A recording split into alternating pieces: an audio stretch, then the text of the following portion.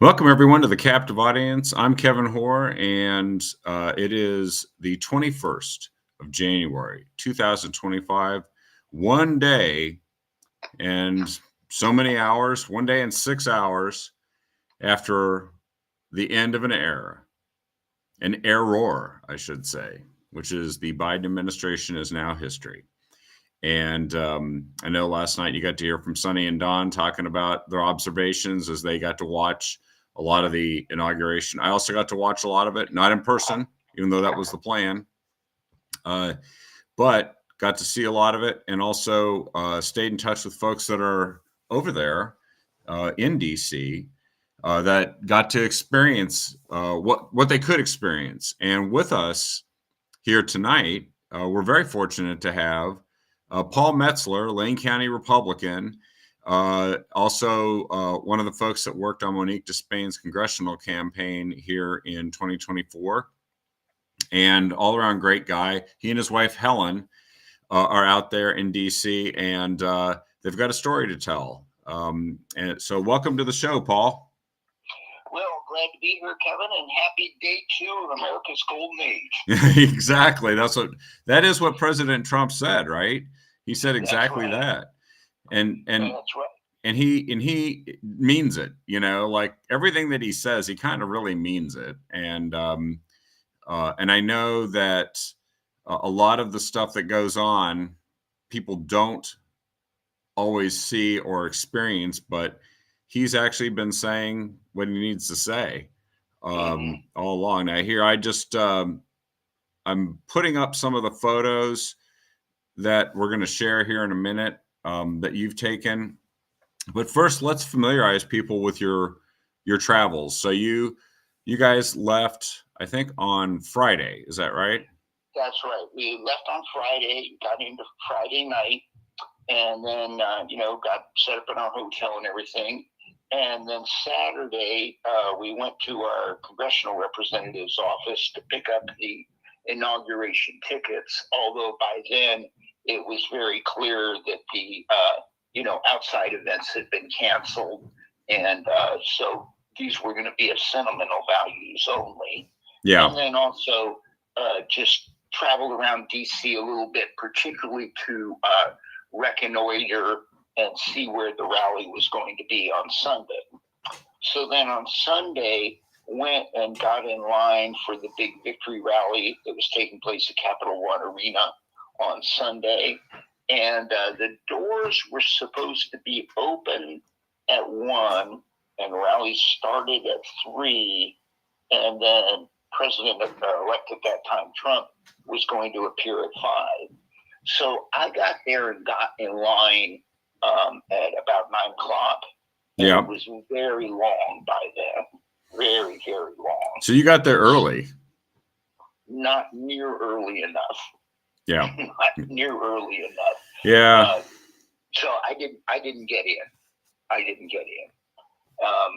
And it was quite an experience being in line. I mean, I was 7 hours in line, and it was raining, and hail started at one point, and the line was so long. I was able to see an aerial view of the whole line and where I was in it. Yeah. And I was about 1/3 of the way back from the beginning, and there was a whole lot of people in front of me that didn't get in either. Yeah. And by the end, it just turned into a big scrum of thousands of people, in one large area of a street. And, it was clear nobody was getting in. I gave up and came back to the hotel at that point. So you were there 7 hours waiting, and is that the photo one of the photos that you sent here? Yes, of all the line of people. Yeah, and that's what it was like, about 8 or 10 abreast, and going for just many, many, many blocks. It's probably a couple miles long. Wow. And this is before it got really cold, right? It was starting to get cold. Didn't you say you got some rain, and was it hail? Right. Rain and hail, sleet, things like that.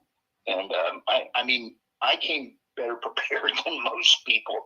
People were really suffering Uh, of incredibly good spirits, incredibly upbeat and good spirits.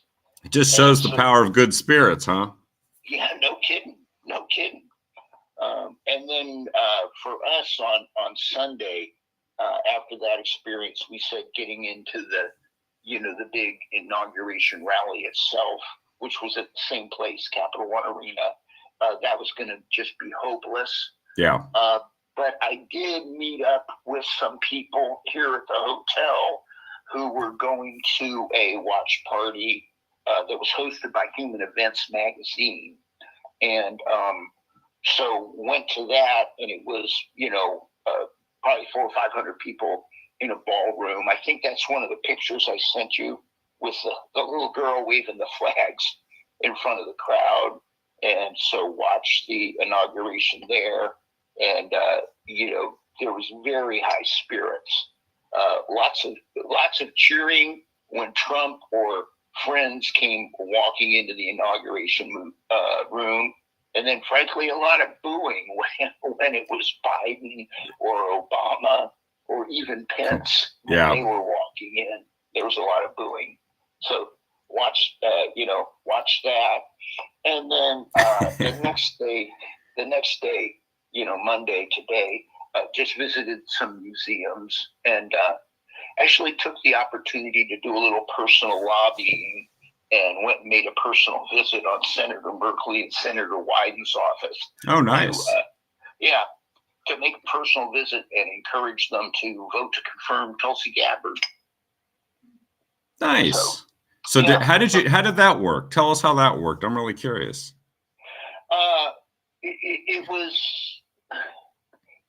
It was nothing, no big deal at all. I mean, just went in and, there's a couple of staffers, and they're the typical congressional staffers, young, extremely nice, in fact, cloyingly nice. It was kind of a little bit creepy for me. Oh, really? How nice they were. And just, took down our information and said, oh, yes, we'll tell the senator. And, that was that. And then went and had lunch in the Senate cafeteria down in the basement. And, see all the people coming and going. And then took the afternoon, visited some museums.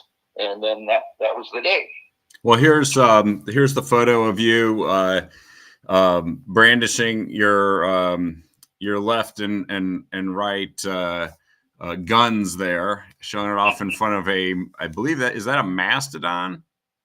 No, it's the African elephant in the rotunda of the Smithsonian Museum of Natural History. Oh, right. Yeah. So, symbolizes Republicans are really coming on strong. Yeah. In no uncertain terms. Yeah, we got our trunks are up and our husks are out. Yeah. Yes. Yeah, that's a really good shot there. What I found remarkable, and I think this would probably be of interest to all your listeners and viewers on the show, is the spirit on the street was very noticeable. Yeah. Just everywhere you went, there was people with their red MAGA hats or MAGA gear, just all over the place on the metro and walking around the streets. And, people just, I saw it several times, just spontaneously break out on crowded metro platforms. Everybody's waiting for the train and just spontaneously chants of USA, USA, would just break out.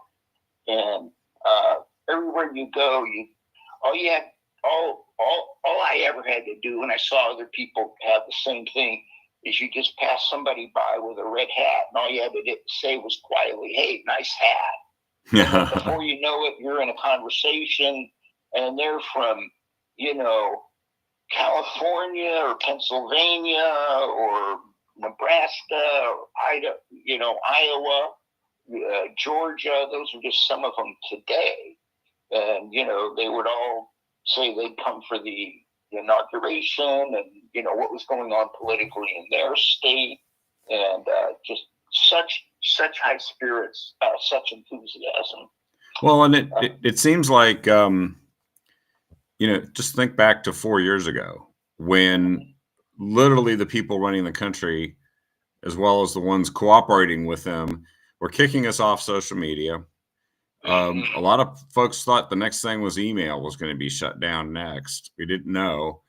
And they wanted us to feel like we were alone and isolated. And it's funny how this is 4 years of patient persistence, relentlessness has led to the exact opposite 4 years later. Yes. I mean, there were even things like, in our hotel, I mean, it's an Embassy Suites, so nice hotel, but by no means, the absolute top, especially for a place like Washington, D.C. Yeah. And so there were so many people here who were MAGA people. And with the inauguration, on the mall, the outdoors shut down, on their own, the hotel brought in, an overhead projector and a big screen and invited all the guests down to the lobby and started passing out free champagne. Really? Yeah. That's pretty cool. Yeah, and that was all, on their own. That's the kind of thing where, in my opinion, a hotel would have not done that 4 years ago. No, they probably would have been securing the facility Yes. and deciding that you might be a potential right-wing threat to the security of the hotel. Now, well, and the thing is, a lot of folks that are there were maybe not even part of this or even aware 4 years ago. Some weren't, right? They're like brand new to this. Their eyes have been opened. It happened over 4 years. And so this is an evolution. It's not even like just a revolution or a restoration, right? This is like, there's a lot of new people involved. There's a lot of new people, but of the folks I saw, almost everybody had been involved in some way, for the last year or so at least. Yeah. In some way. Then for us, we also got to go to a ball, one of the balls. Now, it was by no means one of the big, high ticket balls because President Trump didn't come to attend. Yeah. And it was quite a raucous party. Band playing, lots of breaking out in spontaneous YMCA, doing all the dance moves, and quite a good time. I would also mention that the security was very, very strong. I mean, lots of just waiting in line, come around a corner, and there'd be a line of 10 Humvees with the soldiers all geared up. Several times waiting on a platform for the metro, and there'd be a couple of police officers with automatic weapons. Wow. So very, very strong presence. Yeah, a deterrent presence, right? I mean, that's effectively what they were doing, is saying, don't even think about it. And frankly, I think maybe nobody thought about it. By the way, you just reminded me that you did send some other photos of some of the fashion that you witnessed. I'm just trying to track it down here. Also, I think the very thing you're talking about right now is the security. Now, I have a picture up here of you and your wife Helen dancing, and this is at the 6th Congressional District of Oregon, along with, I forget what the organization was, sponsored that ball that you guys attended yesterday. Right. It was the official sponsor was the Oregon CD6, Oregon CD Congressional District 6. Yeah. Is who sponsored it. and then there was a strong presence too, with some Polish Americans were very strong presence there too.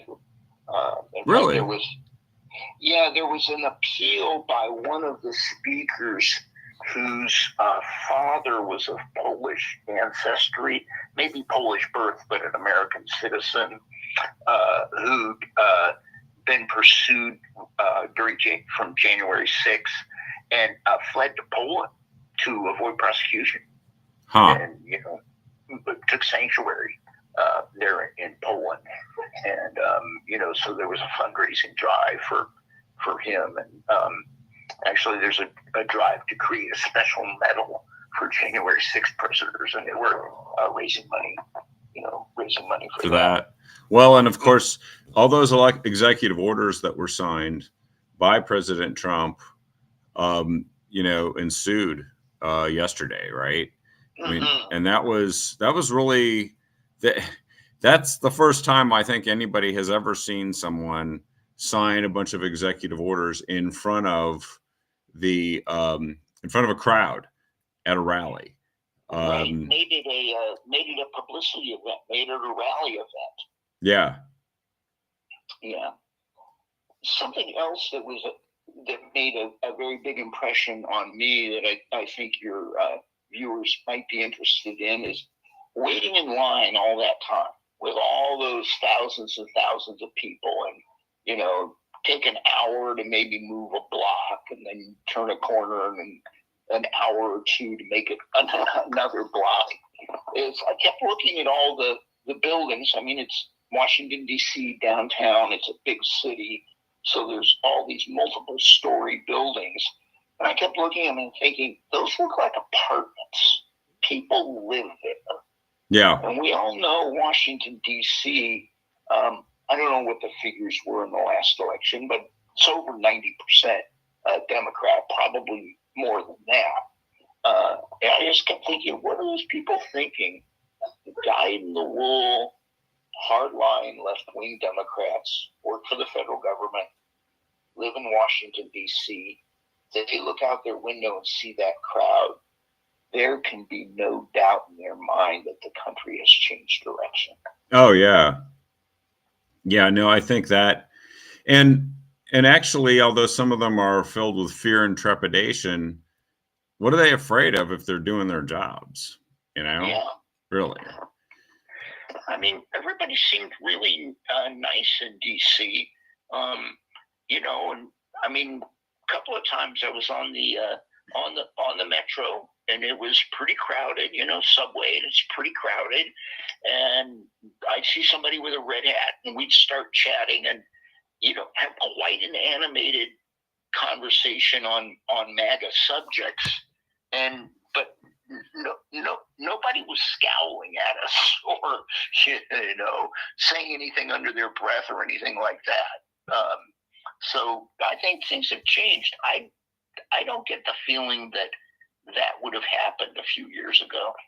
Well, it would seem as if winning, especially not only winning the Electoral College in every swing state, but the popular vote, has given a validation to what people were feeling, and the fact that they support President Trump and that they support these policies.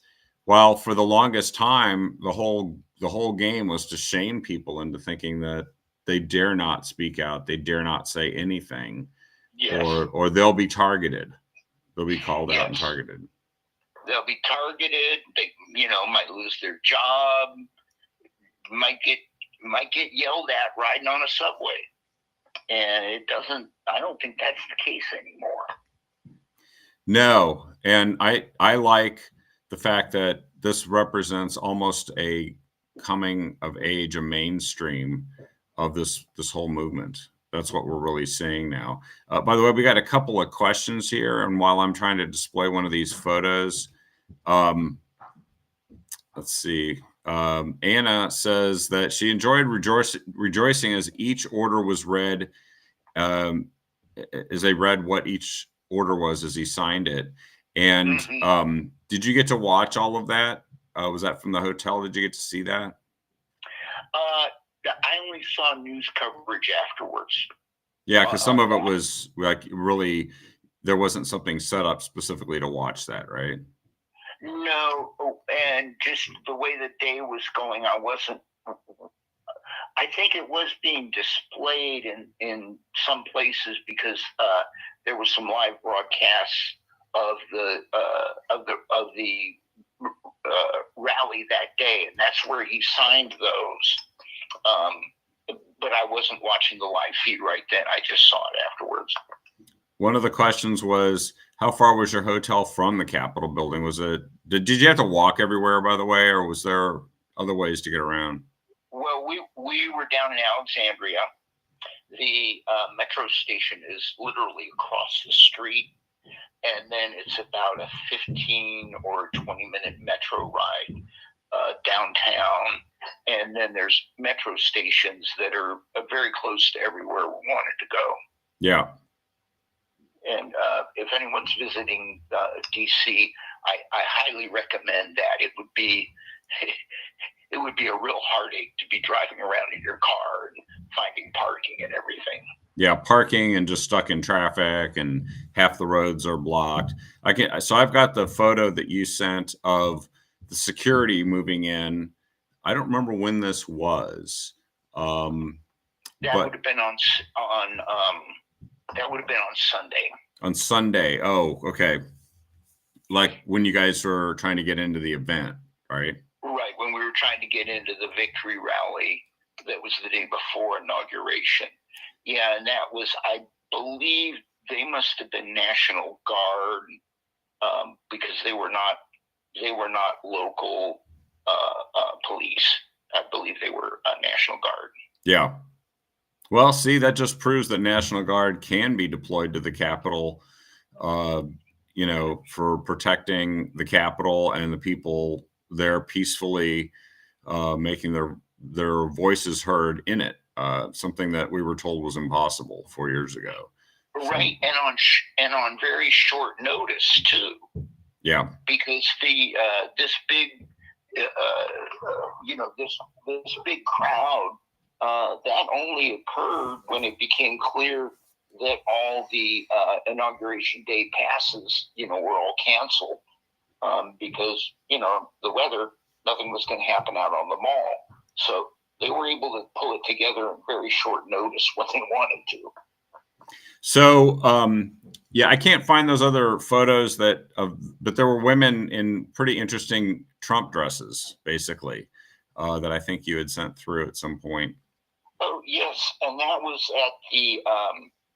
at the watch party on inauguration day, and such high spirits. And so there was a couple of ladies who had like handmade Trump themed dresses, and they just started an impromptu fashion show there, and everyone was taking pictures and wanting to pose next to them.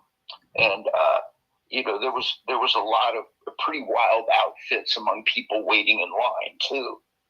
In fact, this is kind of funny. Was there waiting in line, and I'd been in line for a good 3 or 4 hours by then, and this guy comes walking up to the line, and he's carrying a surfboard on his shoulder. He starts calling out, make way for the surfboard, make way for the surfboard.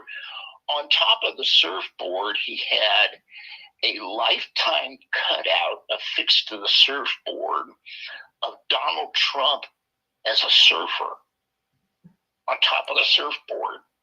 And he was carrying it on his shoulder. And he just started saying, make way for the surfboard. And everybody just thought, oh, this must be part of the program or something. And we all separated and made way. And he got right up to the front of the line. And then we all realized, hey, wait a minute. That guy just cut the line in front of all of us. But then everybody got a chuckle out of it and said, well, if he worked that hard, let the guy have his day. He deserves it after all. No, that's kind of clever. I mean, he packaged himself as looking pretty legit and creative. And so I guess he deserves the extra attention. So, Lori, posted here on Facebook. Did you see the protest of the other side? And I thought there was supposed to be a big protest near the Washington Monument on Saturday, when I think you guys are kind of bopping around the area. I believe there was. I think it was Lincoln Memorial. Mm. I think that might have been on Sunday. I'm not sure. No, didn't see it. Only when I was waiting in line, saw a couple of protesters, but really minor and frankly looked pretty clownish, you know. Yeah. A juggler singing some anti-Trump song, a woman in a bizarre headdress as a unicorn with some sign saying that if you don't believe if you don't believe climate change, you must believe in unicorns. And she had a unicorn headdress on. I mean, it just all looked pretty stupid, pretty lame, and of course not at all effective, and not in numbers at all. Yeah, not a highly scientific based argument for sure in that case. Yeah, and well, whether any of the protests are ever on sound scientific basis is actually quite a question. I don't think they are, but just not in any numbers or any effectiveness or threatening in any way. Just look stupid. So let me ask you, just in what you personally witnessed during the inauguration, like during the swearing in, and then some of the things that you guys might have gotten to witness thereafter, because you got to be, it's like watching a movie at home versus watching a movie in a theater, and you get the reaction of people and you can kind of get a feel for what it's like. You mentioned, of course, that when Biden was shown, or Obama, there was some booing. But what was the high point in your view, and from what you gathered from the crowd during the swearing in? Thunderous applause, joy, everybody on their feet, cheering, clapping, whooping, that went on for a long time. It was just, just complete heartfelt expressions of joy, some tears of joy, everybody on their feet. And was that after he was sworn in, after the final, like, so help me God, or? Yes. You know, when it was actually, everybody could see he is now the president. Just this outpouring of joy and happiness and raucous cheering. What did you, and then also your perception of the crowd, feel? What was the reaction to the speech that he gave? Oh, good. Applause broke out in several times.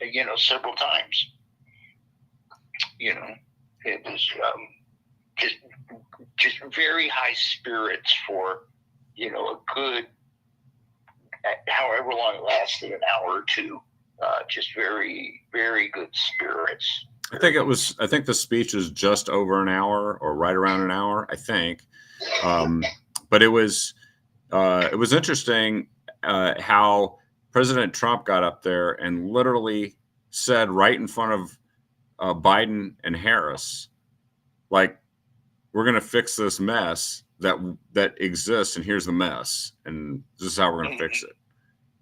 Mm-hmm. They're right there. Now, I thought it was very interesting that Michelle Obama and Mrs. Pence did not attend. Yeah, just like the funeral, right? Yeah, just like the funeral. The Carter funeral. Yeah, I think there's some real deep heart feelings there.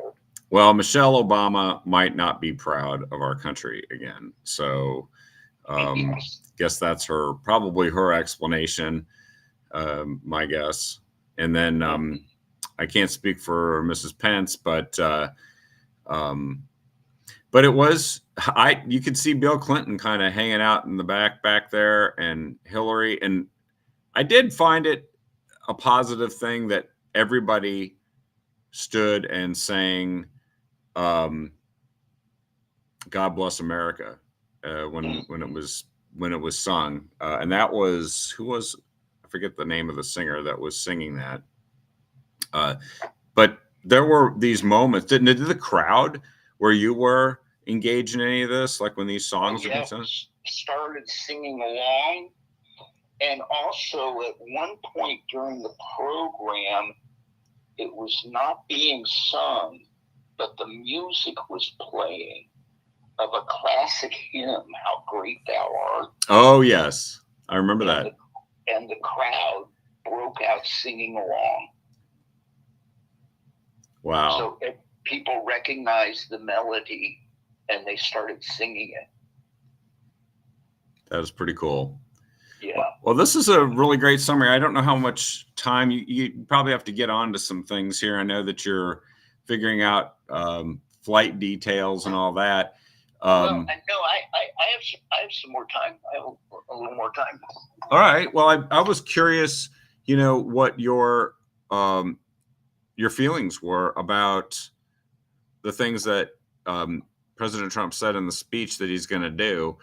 Do you think he said all the right things? And by the way, he also went and spoke to a group right after the speech and said, and here's the things that they didn't really want me to put into the speech. And so I'm telling them to you now. And he was pithier there still. Yes. And I have not seen that, so I'm not sure exactly what he said. But I thought from his speech, there's no one on the left can say they're surprised. No one on the left can say, they got tricked, because this is Trump. He presented himself, he got elected, and then he gave a speech, his inauguration speech that was it was straight Trump. And, so it had all his things. And drill, baby, drill. He enunciated it right that way. So just as, as clear as can be. He did say that during his speech. He said, "We're going to drill, baby, drill." That's right. Yeah. And, so no one can have any doubt. No one can have any doubt. Which, I think is healthier for the country. And it was Carrie Underwood, by the way. Our viewers are jumping in and making sure I have the info when I don't remember it myself. But it was Carrie Underwood. Mm-hmm. Mm-hmm. Yeah. Yeah, and I think it did have the flavor of an American celebration, the inauguration and the swearing in. And then, of course, the thing that took place later was still an American celebration, but obviously it was more focused on Trump and the new administration. It's hard to please everybody, but it really did feel like this was optimism was taking office, and we were getting rid of this dour, cloudy, dark figure that's been leading our country and frankly deceiving everybody with his inability to lead it. Mm-hmm. Boy, one other thing that in talking to you brought to mind that I've noticed in my time here. See, I think it was 3 different people we met who had formal roles in some way or another with the campaign. And apparently it all happened because they just showed up at a rally and started volunteering and helping in some way. For example, there was one young man, met him on the Metro platform, and, he had a red hat and I did, and we started chatting. And it turns out he's on the Trump team communications staff. And the way that happened is he had created a meme and went to one of the Trump rallies and showed it to somebody who was, on the Trump team in some way.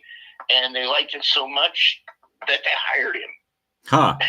And now he's, been traveling around on the communications team.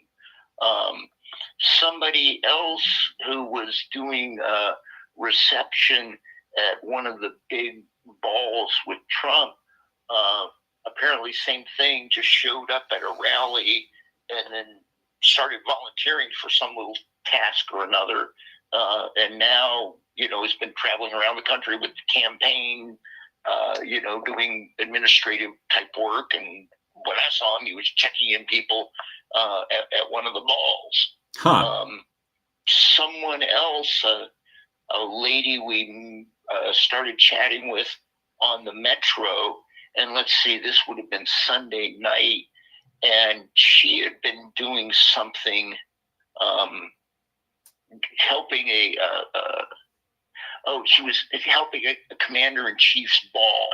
So it was a ball for military people, and then apparently she had just volunteered for something or other, and then is winding up working on the Trump team, and in fact was lamenting that it was late and she had to get up early at 4:30 because next day she was doing staff for the national morning invocation for the new president. Oh, yeah. At the National Cathedral, and she was going to have to get up at 4:30 in the morning to get up there in time. Wow. And she was lamenting because it was late at night and she'd just been staffing this ball.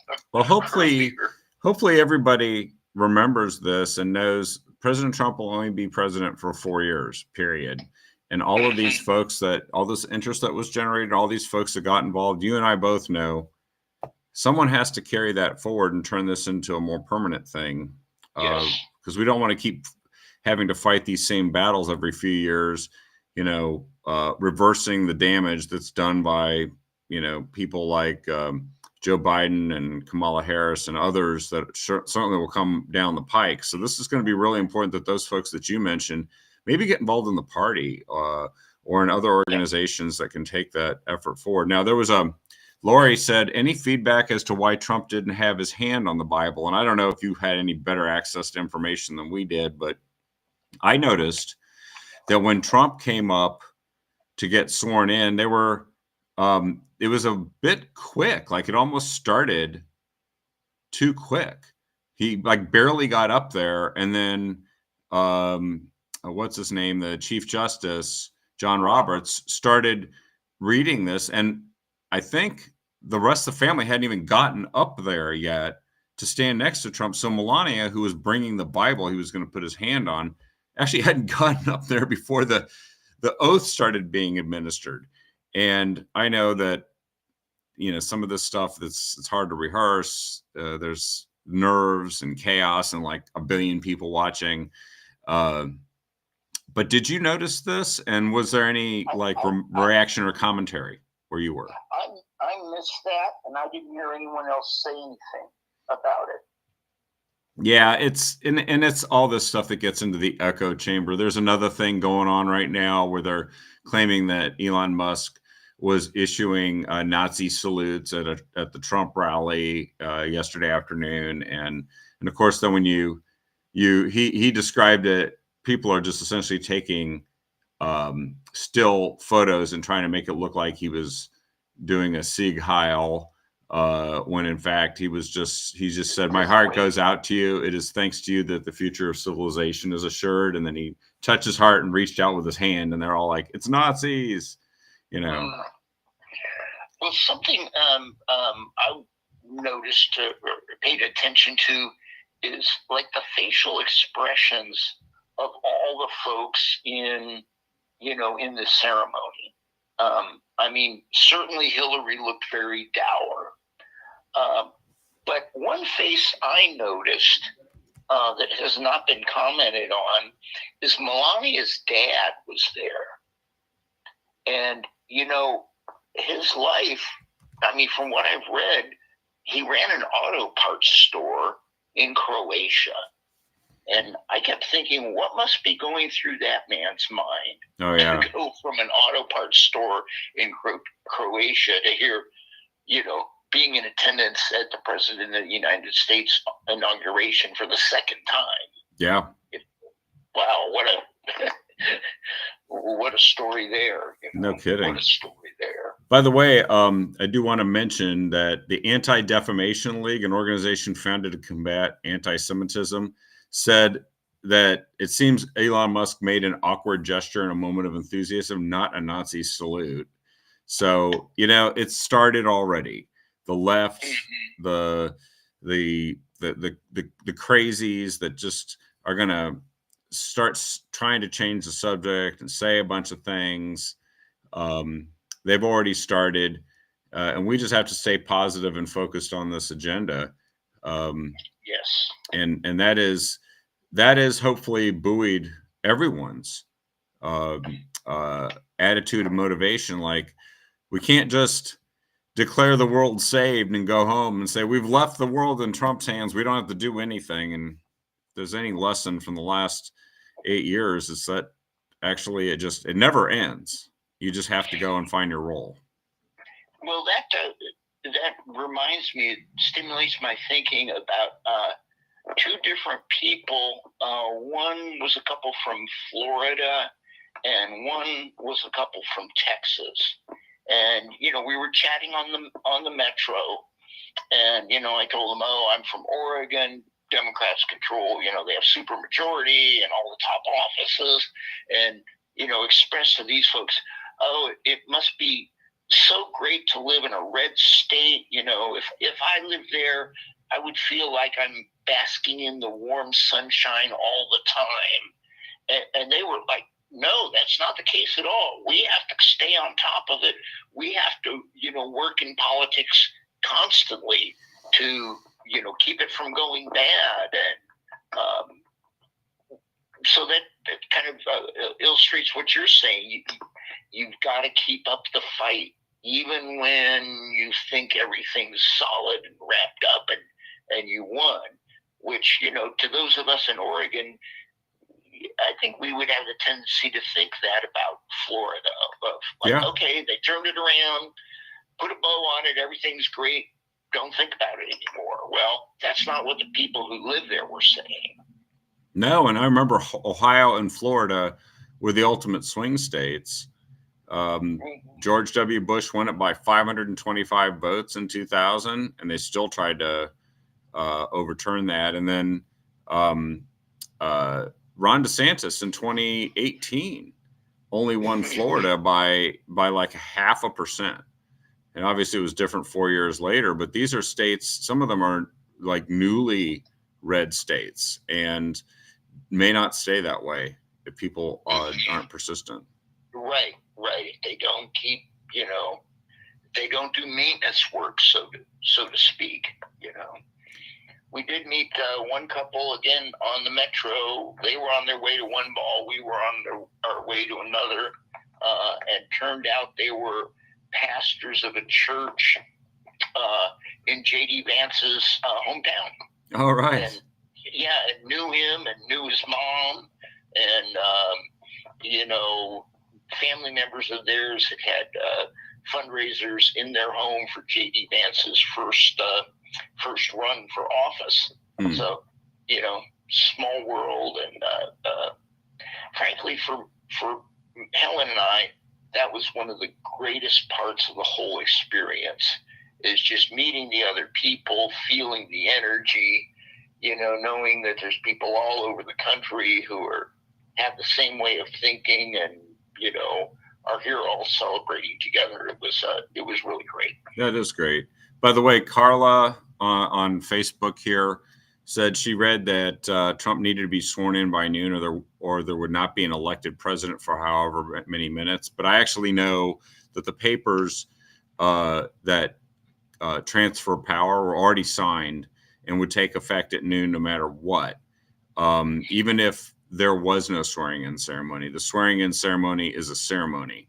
It is not the actual formal transfer of power. right? Yeah.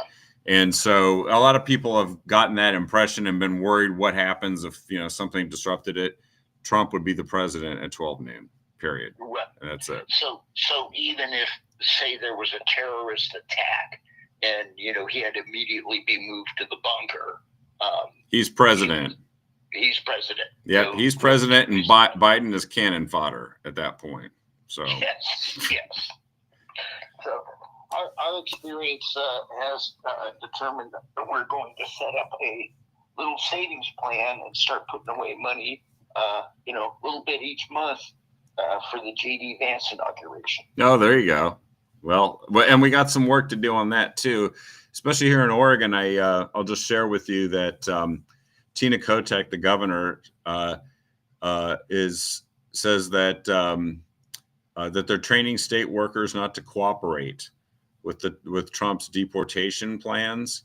But she's also saying that she'll collaborate with the Trump administration while upholding state values. And so no one's really sure what that means, other than they probably aren't going to cooperate with the deportation stuff.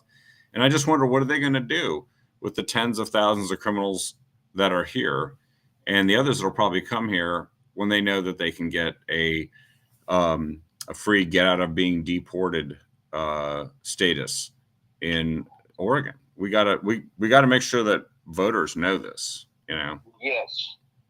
And Holman has said that funding would get cut off to states that don't cooperate. And now, don't know what he meant by that. I mean, it could be something as profound as, if federal highway aid money, for example, was cut off, that would make a huge difference in very short order. Well, you probably caught what I shared with you. I was asked by Coin 6 News on Sunday to just do an interview and react, on behalf of Republicans in the state, and I did. But as usual, someone decided that that they wanted to. Well, the reporter said, "So is Oregon going to be punished?" And I said, "Well, I think it's going to be fine as long as they put the interests of voters first." And then I went into examples of what voters want and don't want.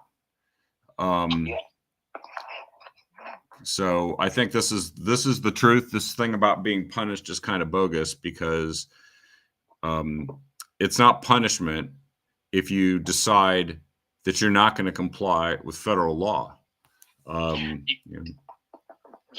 and if you don't want to be part of the game, you don't have to be part. But then you don't get payouts.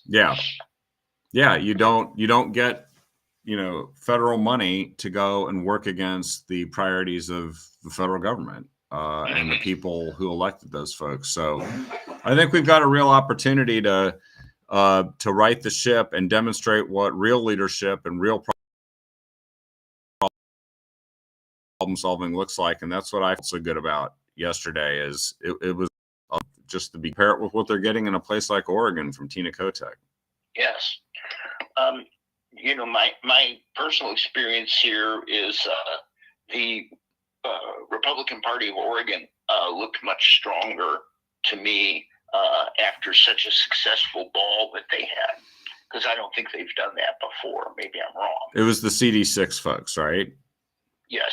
Yep. It was the CD6 folks. So I guess that's not ORP explicitly. I don't really know what the lines are there. But I thought it was pretty darn impressive. Well, it sounds like you guys had a lot of fun, and I think we should probably wrap up now, but I just wanted to say a big thank you, Paul, to you, to Helen, for loaning you to us here for this past hour to tell your story, to share what you experienced on behalf of all the folks that went to attend this, and some of the folks that got to watch it from home and wondered what it was like to experience it in person. And those photos that they told the story too. And I want to thank you for that. I really appreciate you taking the time here today. And I hope you get to enjoy the rest of the evening, what's left of it, and then maybe tomorrow, depending on what your travel plans end up being. Yeah, maybe tomorrow. You can just consider me as the local stringer for the Kevin Hoare Media Empire. Okay. Yes, you are our official Washington D.C. correspondent today. So for today, that's right. Add that to your business card. Great, great talking to you, Kevin. Great for everybody. Thanks. Thanks a lot, Paul. Have a good night. And thanks everyone for joining us here on the Captive Audience. That was our special with Paul Metzler of Lane County Republicans, sharing with us his experiences there. We'll be back tomorrow night with another episode of the Captive Audience with Sonny and Don. And then, of course, on into the coming weeks as we monitor and share with you what's happening with the Trump administration and what's happening with the state of Oregon as we begin moving into a new era, a very good era, and one where we can make the country great again and better in so many ways. Thanks, everyone, and have a great night. And